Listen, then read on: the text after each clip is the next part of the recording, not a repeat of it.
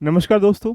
आशा करता हूँ सब अच्छे होंगे। आज की चर्चा सिर्फ और सिर्फ आपके जो रिमेनिंग टाइम बचा हुआ है यूपीएससी की जर्नी का, 16 जून की जो टकटकियाँ दिमाग में आपके दर्द बेचैनी पैदा कर रही होंगी, उसका क्या सॉल्यूशन हो सकता है, लास्ट मोमेंट पे हम लोग क्या तैयारी करें।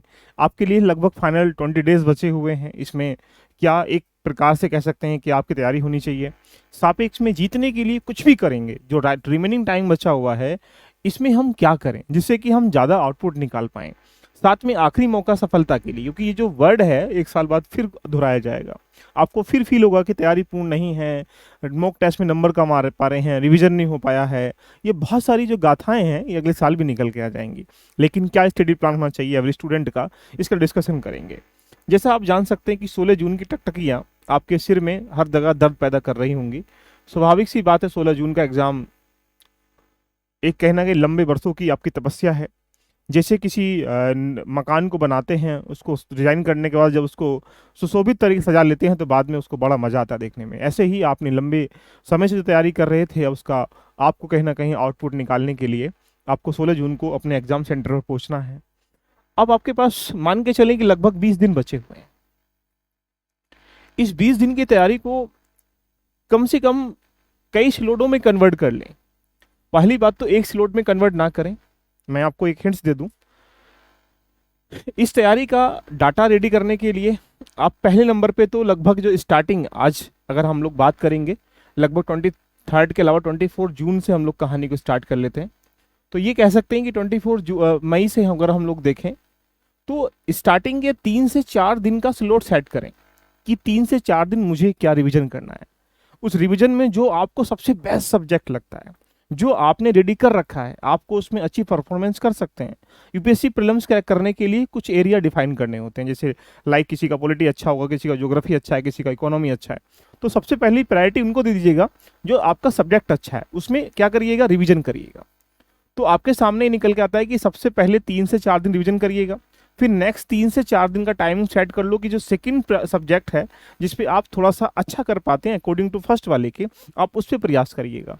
उसके बाद अगर देखा जाए तो फिर ऐसे ही 2 से 3 दिन 4 दिन का टारगेट नेक्स्ट थर्ड वाले को दे दीजिएगा। यानी अपनी जो रिमेनिंग टाइमिंग बचा हुआ है 20 दिन में, इस 20 दिन की तैयारी में अपने उन सब्जेक्ट पर फोकस करिएगा जो आपने पहले से रेडी कर रखे हैं। उनको रिवीजन करें, उनके जो मॉक लगा रखे हैं उनका एनालिसिस करें, या लास्ट ईयर के क्वेश्चनों को देखने का प्रयास करें। मान लीजिएगा अगर आपका पॉलिटी की मैं बात करूंगा तो पॉलिटी के क्वेश्चनों को समझें, मेन मेन टॉपिक को रिवीजन करें। साथ में जो पीवाईक्यू हैं लास्ट के 5 ईयर के, जरूर उनको एक बार विश्लेषण कर लीजिएगा।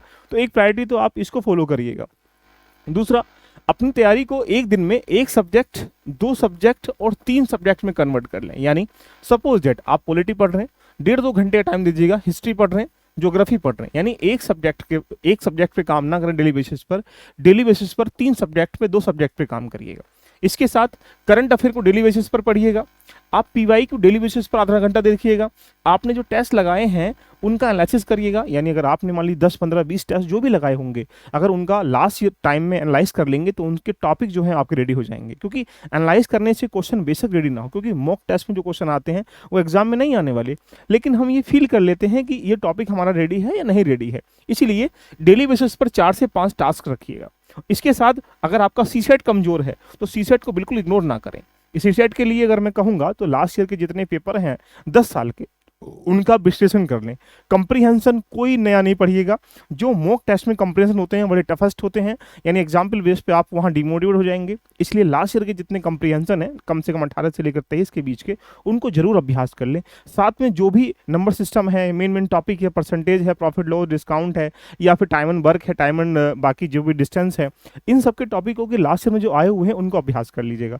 सी सेट के लिए अब कुछ नया नहीं करना है। यानी कोई 1 दिन, 10 दिन, 20 दिन, 25 दिन में तैयारी करा ही नहीं पाएगा। यूपीएससी की जर्नी है कि लास्ट 20 दिन में आईएएस कैसे क्वालिफाई करें। ये सारी षड्यंत्र जो है ये कभी भी ध्यान रखना काम नहीं आएगा। तो पहली बात तो ये है कि अपने टाइमिंग को कम से कम 6-7 जोन में कन्वर्ट कर लीजिएगा। डेली बेसिस पर 2 से 3 सब्जेक्ट पढ़िएगा रिवीजन के फॉर्मेट में। दूसरा, डेली बेसिस पर करंट अफेयर मान के चलिए नवंबर, दिसंबर, जनवरी, फरवरी और मिड अप्रैल, ये जो टाइमिंग मैंने आपको डिफाइन किया गया, इसका करंट अफेयर बहुत दबा के पढ़ लीजिएगा। तीसरा पॉइंट, आप लास्ट ईयर के पेपर को जरूर एक बार 18 से लेकर लगभग 23 के जो पेपर हुए हैं उनके टॉपिक जरूर रेडी कर लीजिएगा। आप क्वेश्चन रेडी मत करिएगा, टॉपिक रेडी कर लीजिएगा। मान लीजिएगा कोई टॉपिक जो है लोकसभा अध्यक्ष से प्रश्न आया, तो लोकसभा अध्यक्ष या उपाध्यक्ष जितनी भी सिनेरियो हो सकते हैं वहां से वो आपके रेडी होने चाहिए। मान लीजिए कोई प्रश्न पार्लियामेंट से आया, तो पार्लियामेंट में समिति से प्रश्न आया, तो समिति से प्रश्न रेडी होना चाहिए, राइट। तो ये एक सिनेरियो है जो लास्ट ईयर के ट्रेंड को देखकर अपनी तैयारी को लास्ट में ले चलते हैं। साथ में टेस्ट में इसलिए बोल रहा हूँ, आपने किसी के भी लगाए कहीं से भी लगाए वो मैटर नहीं करता। मैटर करता है कि आपने जो टेस्ट के टॉपिक थे वो आप एक बार रिवाइज कर पा रहे हो। रिवाइज कैसे करना है, मान लीजिए आपने टेस्ट में 50 क्वेश्चन लगाए थे, 50 नहीं हो पा रहे थे, तो जो 50 नहीं हो पा रहे थे उन टॉपिक को मार्क करके और डिफाइन कर लीजिएगा। लेकिन अब अपनी तैयारी को मेन टारगेट हम ये कहेंगे कि नया पढ़ने का प्रयास ना करें, नया देखने का प्रयास ना करें, नया सुनने का प्रयास ना करें और नई चीज़ें देखने का भी बिल्कुल प्रयास ना करें। तो जो टाइमिंग बचा है 20 दिन का, ये अपने आप को बाउंड कर लीजिएगा इन सारी क्रियाओं में। आप ये सेट कर लो कि मुझे 24-25 यानी 24, 25 और 26 में पॉलिटी रिवाइज करना है। ऐसे ही यहाँ 24, 25, 26 में हिस्ट्री भी रिवाइज करना है। लेकिन हिस्ट्री की प्रायोरिटी क्या रखिएगा, एंशिएंट, मिडाइवल, मॉडर्न क्या रखना है। देखो यूपीएससी में प्रॉब्लम्स में एंशिएंट से मिडाइवल से प्रश्न आते हैं, लेकिन उसको इग्नोर नहीं करना है। लेकिन कहाँ से आते हैं ये तय कर देगा आपका पीवाई को देखिएगा। यानी लास्ट ईयर के जो क्वेश्चन आए होंगे उन्हीं टॉपिक को लास्ट ईयर के टॉपिक को एनालाइज करके उन्हीं टॉपिक को आप रिवाइज कर लीजिएगा। तो ये सेट कर लेंगे तो आप अपनी 20 दिन में क्या कर पाएंगे, जो भी टॉपिक आपकी प्रायोरिटी में है उनको रिविजन कर पाएंगे, उनकी प्रैक्टिस कर पाएंगे, लास्ट ईयर क्वेश्चन देख लेंगे। ये आपके लिए सबसे बेस्ट स्ट्रेटजी है। बाकी इसके अलावा मुझे लगता है कि यूट्यूब एक प्रकार से कह सकते हैं ऐसा यंत्र हो चुका है, षड्यंत्र हो चुका है, जहां पर आपको गुमराह भी कर सकता है। रही बात अब क्या ना करें, देखो सबसे पहले एक युद्ध है, ये भी आप सब योद्धा हैं, लड़ने के लिए मैदान में जा रहे हैं। इस मैदान की सबसे बड़ी खूबसूरती ये है कि हर कोई योद्धा यहाँ जाने से पहले घबराता है, तो घबराहट तो डेफिनेटली हो रही होगी। तो पहली चुनौती ये है कि जो आपका टाइमिंग है 9:30 से लेकर 11:30 के बीच में, और दूसरा टाइमिंग क्या है आप कह सकते हैं यहाँ पर 4:30 से लेकर 2:30 से लेकर 4:30 के बीच में। इस टाइमिंग को आप लोग फिक्स कर लीजिएगा। इस टाइमिंग में सोना नहीं है, क्योंकि हमारी जैसी हैबिट बन जाती है वैसे ही वहाँ पर क्रिया होना स्टार्टिंग हो जाएंगी। तो उस टाइमिंग को टेस्ट लगाएं उस टाइमिंग में, पहली बात। दूसरा कंटेंट ये है कि आप कुछ भी अब नया ना पढ़ें, कोई किताब परचेस ना करें, कोई नोट्स परचेस ना करें, कोई नई क्लास ना देखें, नए टीचर को फॉलो ना करें, नए यूट्यूब चैनल को ना देखें, डिफरेंट तरह की एक्टिविटीज़ जो भी हो सकती हैं वो ना करें। क्योंकि ये टाइमिंग है ये खुद को देने का समय है। खुद को देने का मतलब है कि आपने लंबी तैयारी की थी उस पर अगर आपको बिलीव नहीं है तो 10 दिन 20 दिन में किसी के साथ रहकर तैयारी कैसे पूरी कर सकते हो। इसलिए पहली चुनौती बन जाती है कि लास्ट टाइम में किसी को टाइम नहीं देना है, चाहे कोई भी हो सकता है वो। इसीलिए इस टाइमिंग में अपने आप को टाइमिंग दीजिएगा।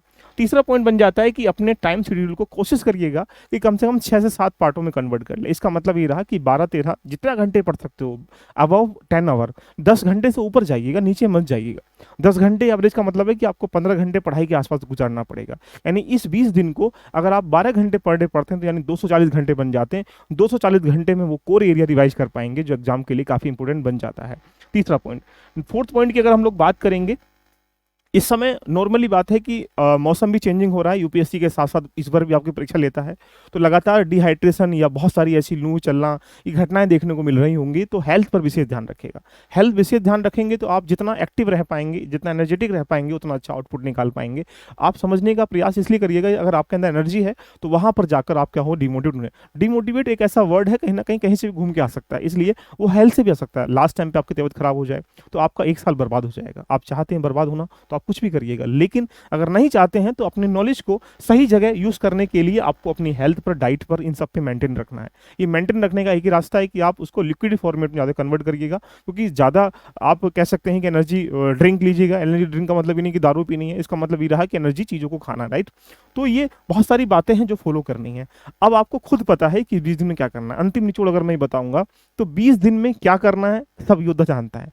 जैसे ही कोई यात्री ड्राइविंग सीट पर बैठा होता है और जब गाड़ी चला रहा होता है, आगे से कोई ट्रक आ जाए, कोई भी ट्रेन आ जाए, कुछ भी आ जाए, किसी प्रकार गतिविधि हो जाए, तो आपको सब पता है कि मुझे अपनी गाड़ी किधर बचानी है।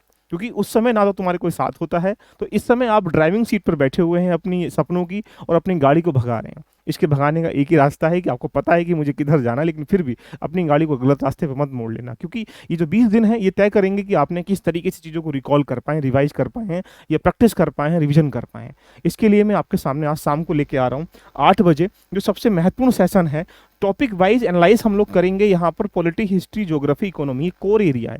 60-70% क्वेश्चन यहीं से मिल जाएंगे। तो लास्ट 5 ईयर के यानी कह सकते हैं 19 से लेकर 23 साल के जितने प्रश्न होंगे उनका बिल्कुल मोस्ट इंपोर्टेंट क्वेश्चनों का क्या क्या करेंगे, प्रैक्टिस करेंगे एक ही वीडियो में। तो आइएगा शाम को जुड़ते हैं। और दूसरी बात मैं आपको ये बता रहा हूँ, कुछ मोस्ट इंपोर्टेंट लगभग 50-50 क्वेश्चनों का एक टारगेट मैंने सेट किया गया है, जिसकी सारी क्लासेस आपको कल मिलने वाली हैं, जिसके अंतर्गत हम लोग आपको यहाँ पर पॉलिटी का, हिस्ट्री का, ज्योग्राफी का, इकोनॉमी का इंपॉर्टेंट टॉपिकों पर एमसीक्यूज अगर आपको मिल जाएगा तो आप उसका टॉपिक का अध्ययन भी कर पाएंगे। तो दोस्तों जुड़े रहिएगा, बने रहिएगा और प्रीलिम्स के लिए डेडिकेट होकर लगे रहिएगा। और ये आपकी जो जर्नी है ये सफलता की जर्नी है। डिमोटिवेट मत होना, ईश्वर आपके साथ है, आपकी नॉलेज आपके साथ है, आपके अपने आपके साथ हैं, आपके सपने आपके साथ हैं, आपका रास्ता है, आपकी मंजिल है, संघर्ष भी आपका है, जिंदगी भी आपकी है, आनंद भी आप लेंगे। तो संघर्ष सारी चीज़ें आपकी हैं, तो फिर डरना किस बात का है। तो दोस्तों मिलते हैं नेक्स्ट सेशन में, आप लोग एंजॉय करें और अपनी जर्नी को, जो 20 दिन का समय है, इस प्लान को सेट करने का मतलब है कि अपने टाइमिंग को लगभग, अब 20 दिन की क्या स्ट्रेटेजी फॉलो करेंगे, इसका एक ही रास्ता है कि इसको 3-3, 4-4 दिन में कन्वर्ट कर लीजिएगा और एक दिन को 6-7 हिस्सों में कन्वर्ट कर लीजिएगा। 3 सब्जेक्ट पढ़िए, करंट अफेयर पढ़िए, पीवाई को पढ़िएगा, टेस्ट लगाइएगा और रिविजन करिएगा। ये 5-6-7 पॉइंटों में अपनी चीज़ों को कवर कर लें।